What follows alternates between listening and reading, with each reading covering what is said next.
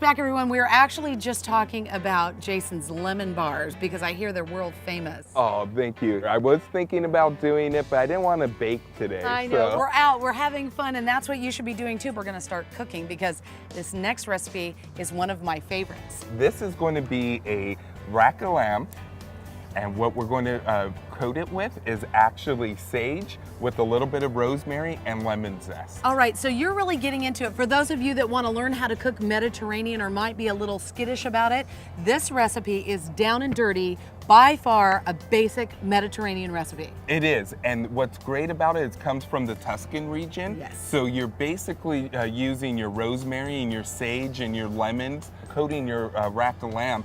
Really simple, but the whole thing is it's flavorful. Oh, I love it. This is one of my favorite recipes. Show us how to do it. Okay, I have a full rack of lamb that I already sliced into quarters. Okay. So we have basically 4 pieces. The reason why I didn't keep it whole was because we could cook it individually. It's easier. Right. And then you basically take it out, platter it, serve the guests, voila. And it looks pretty. Get the cutting done before the cooking. Yeah, very nice. So what we're going to start off with is some salt and pepper. Okay. So we're basically going to add our salt.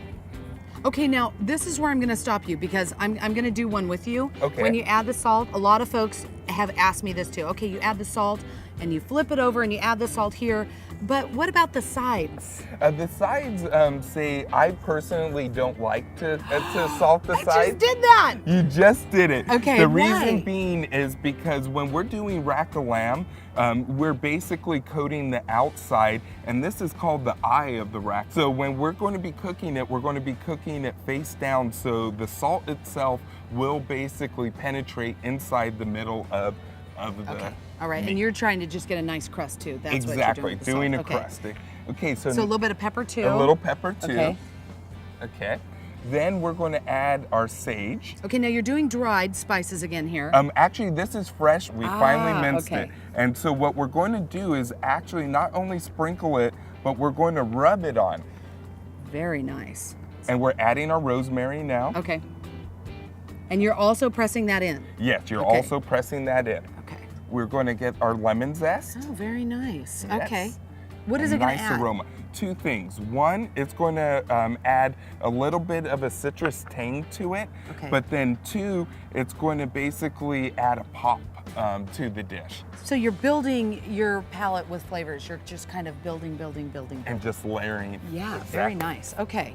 That's pretty simple and easy. The butcher will actually cut these for you if they're not already cut. Exactly. You take them home and we've made a paste. We've just put this rub on them and that's all we've done so far. Exactly. Okay, no olive oil on them, nothing yet. Nothing yet. We're going to keep it dry. Okay, so Jason, I'm gonna have you start putting that on the stovetop. So just a little olive oil in the pan. Just a little bit of olive oil in the pan. All right. And voila. And voila, pretty much done. We're going to wait a little while to get the olive oil to temp. Once it's to temp, we're just going to lay on down. Now, I'm gonna show you a little trick. I promised you earlier that I would show you at home how to use a lemon to clean your board. And so you take that lemon and you just cut it in half. And I take kosher salt, and you can do this a couple of ways. You can either sprinkle the salt right on the board, or you can put it right on the lemon, which will make it, always like to say cry or juice up a little bit. And what we're gonna do is we're making a paste or a scrub for your cutting board. It cleans it very, very well. It sanitizes it very, very well. It makes it smell great so that when you cut on it the next time, you're not picking up any of the aromatics from the herbs that you've used. You put the chops down on what side? Fat side first. Always. Always the Always, fat. always, always. Exactly. Okay. Always, always, always. Now I'm going to flip. Don't do what I just did, of course. Use tongs. You know they But will. What you want to do, once you've achieved the nice crust, what the crust means is basically a nice coating where it's golden. You Right. don't want to get it black. Now you want to be careful too because you don't want to burn the crust that you've made, right? Because those are fresh herbs. Exactly. So you need to really watch this at this point. At this point, it's very important to watch this. Okay, now if I were barbecuing, it's summertime, we're outside, we throw hot dogs and hamburgers on the grill. If I want to put this on for the adults, can I do it on a barbecue? 100%. That's exactly how I like to do it when I'm at home. Yeah. On the barbecue, straight on the barbecue, but instead of having fat side down like we were doing, what you would do is actually put it down on the sides. Ah. So we'll be grilling them on the sides that way and doing grill marks that way because of the flame, because it's direct heat. Yes. It's going to burn the fat and then it's going to be just a charred mess. What we're going to do is put it into the oven Yes. and then let it bake for medium rare about 10 to 15 minutes depending on the caliber of your oven. We're gonna put these in the oven, but remember I told you, if you're outside barbecuing, we're outside, we're eating all the time, how do you keep flies from jumping on your food or being around your table? We've got the way to do that, but we're gonna show you when we pull the lamb out of the oven. Did you know that lemons turn from green to yellow because of temperature change, not ripeness?